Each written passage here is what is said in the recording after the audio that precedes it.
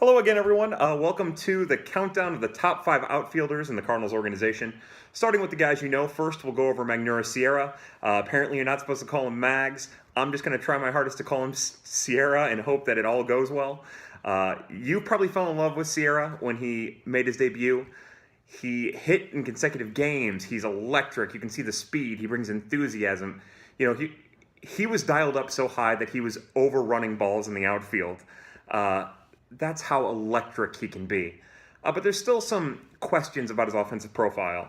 We're still trying to find out exactly what he's capable of. He doesn't necessarily take enough walks to take advantage of his speed, and he doesn't hit for enough power or with enough authority for it to show. So there's still a lot for him to learn, and hopefully he gets a chance to learn it in the minors. The other gentleman you know is Harrison Bader.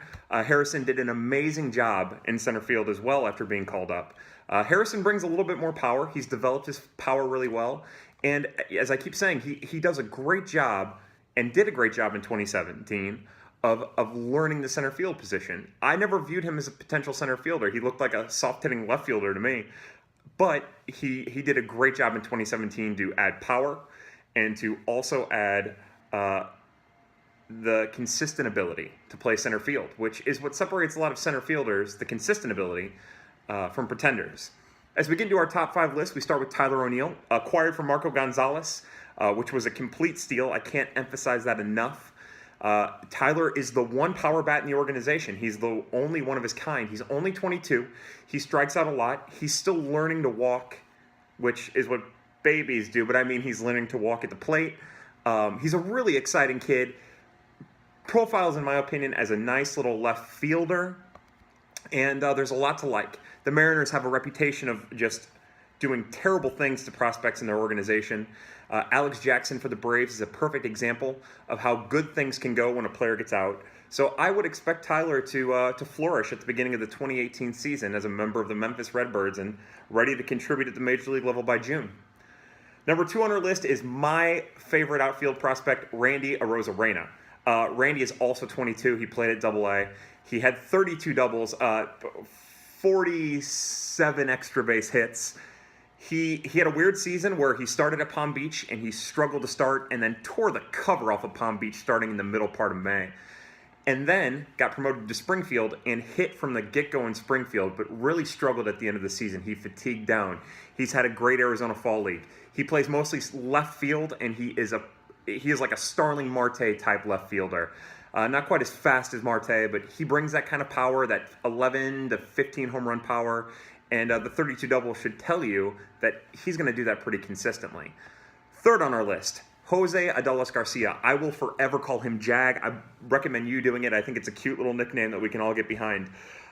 What stops Jag from being higher on the list is that he's 24. He'll be 25 by the beginning of the 2018 season. And he's pedigreed. He was an MVP in the Cuban League.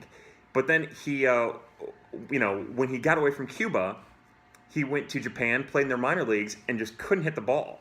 It was a culture shock for him. It was just too much to handle. And you definitely saw that in the minors during the 2017 season. He was swinging and missing, and then he wasn't swinging with authority. He's still trying to figure out what his game's going to be.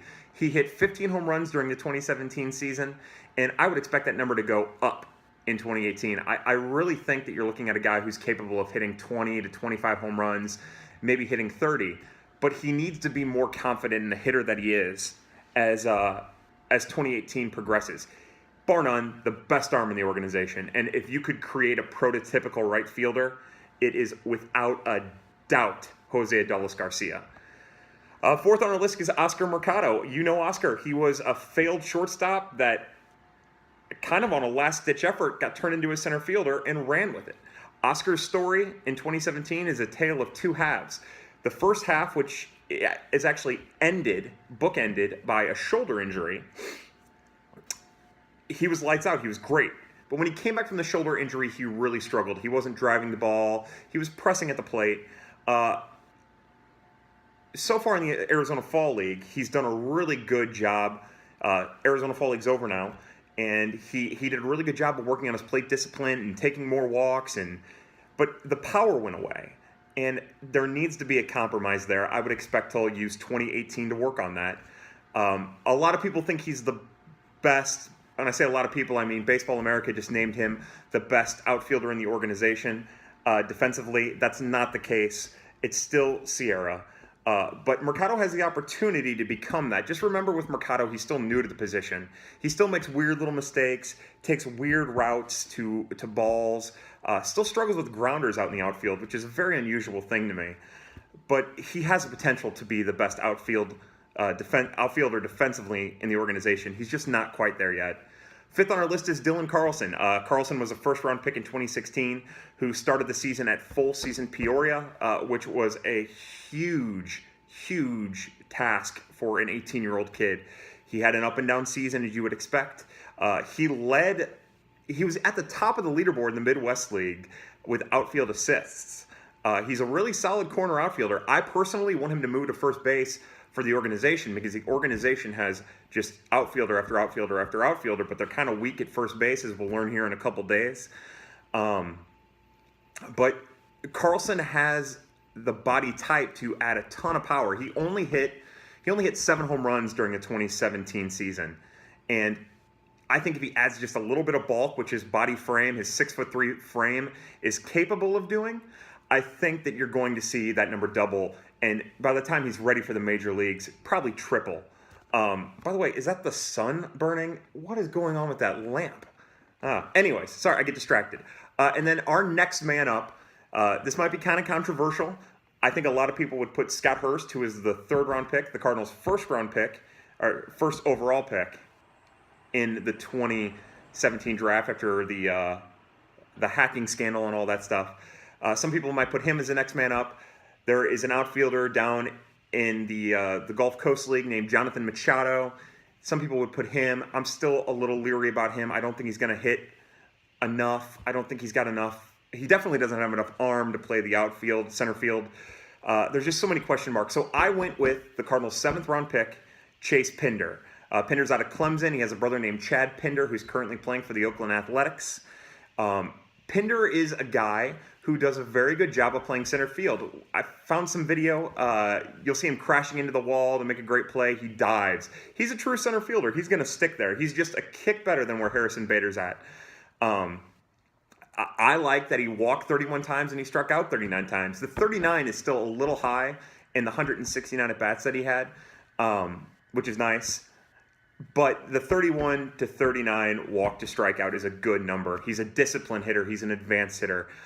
His success at Johnson City should be taken with a grain of salt because he's played better competition than what the Appalachian League provided him on a regular basis. But he's a really interesting kid, a really exciting kid, and I'm really looking forward to watching him progress and also to see where he starts during the 2018 season.